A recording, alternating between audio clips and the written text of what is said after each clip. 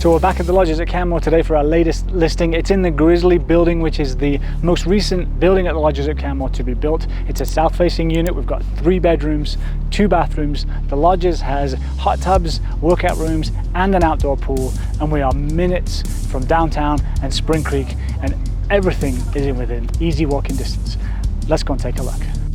So as soon as you step into this unit, you'll notice the amazing open floor plan, perfect for entertaining when you're here on the weekends. We've got some beautiful mountain modern finishings in this unit, some 9-foot ceilings, and then some stunning natural light coming through those south-facing windows. So this unit comes fully furnished. We've got just under 1,100 square feet, so lots of space to hang out in. This living room's a really great size. We've got a gas fireplace with tile surround, and then also access to your south-facing BBQ deck just off the living space.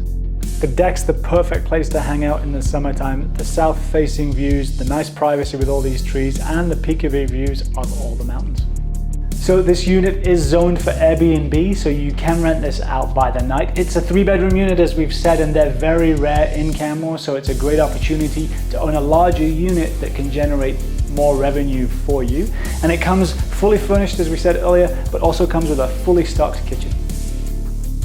The 3-bedroom configuration is great. We've got 2 large bedrooms with king beds, and then a 3rd bedroom with a queen bed, and the primary bedroom with the king bed also has a 4-piece ensuite washroom.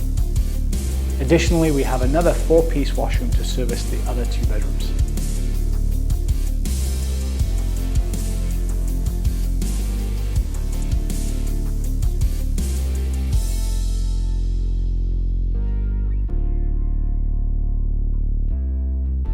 So we're just hanging out on a beautiful fall day in some green space in between the buildings at the Lodges at Canmore.